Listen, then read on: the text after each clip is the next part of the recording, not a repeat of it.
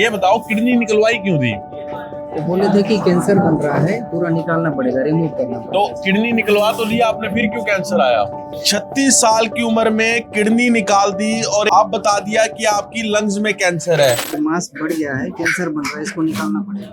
तो किडनी निकाल दी। जी जी। दोबारा दिखाना एक बारी।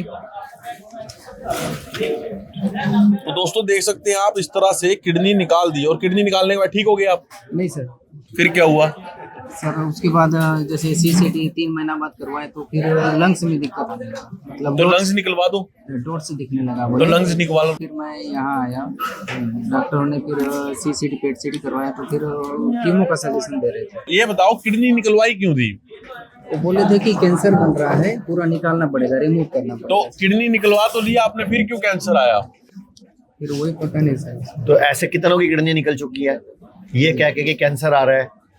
ये हम वीडियोस क्यों बनाते हैं? ताकि और लोग किडनी निकलवाने से कहाँ है रुक आपके जाएं। कैंसर? अब सर तो बोल रहे हैं कि लंग्स में ट्रांसफर हो। तो ये उन्होंने क्या कहा, अब ये निकाल दो? नहीं सर, उन्होंने कहा कि कीमो का सजेशन दिया। पहले कीमो लो। तो आपने किडनी निकलवाई तो भी तो कीमो लिया होगा? नहीं, बस सिर्फ किडनी निकलवाई बस। निकलवा दे। तो अब लड़ाई लड़ोगे जी सर। तो यहाँ रहना पड़ेगा 30-40 दिन।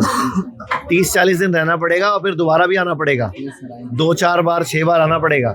पूरी जंग चलेगी अब। ठीक है, बोल दो जंग लड़ूंगा मैं। लड़ूंगा। जीतोगे? जीतेंगे। ये भी लंग्स मत जीतेंगी। निकलवा देना। Yes, sir. एक एक करके शरीर के पार्ट ऐसे निकलवाते हो जैसे गाड़ी का इंजन हो। कितनी उम्र है आपकी? मेरा 36 है सर। 36 साल की उम्र में किडनी निकाल दी और एक बार खोल के दिखाइए इसको। आप बता दिया कि आपकी लंग्स में कैंसर है। अब लंग्स तो निकाल नहीं सकते इतनी आसानी से, क्योंकि किडनी हाल फिलहाल में निकाल ली होगी।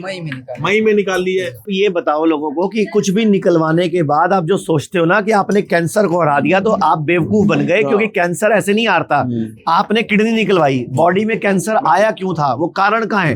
कारण तो बॉडी है ना। अगर आपने अपना खाना पीना नहीं बदला, अपना लाइफस्टाइल चेंज नहीं करा, सोने का, उठने का, खाने के नियम नहीं बदले, उपवास शुरू नहीं करे, बॉडी को डिटॉक्स नहीं करा, तो दोबारा कैंसर आएगा। तो चाहे आप एलोपैथी का इलाज लो, चाहे आप आयुर्वेद का इलाज लो, हर 6 महीने में पंचकर्मा तो कराना ही पड़ेगा, नहीं तो बॉडी डिटॉक्स नहीं होगी, दोबारा आ जाएगा। तो मैं सबको बोलूंगा, ऐसे कोई भी अंग निकलवाने के लिए तैयार मत हो जाया करो। पहले लड़ाई लड़ो।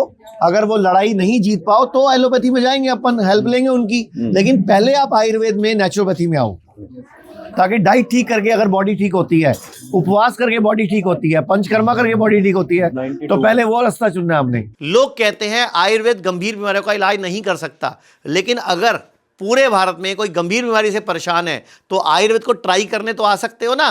पंचकर्मा करा सकते हो, नुकसान तो कुछ होगा नहीं, लेकिन बॉडी हील कर गई तो जिंदगी आपकी बन जाएगी।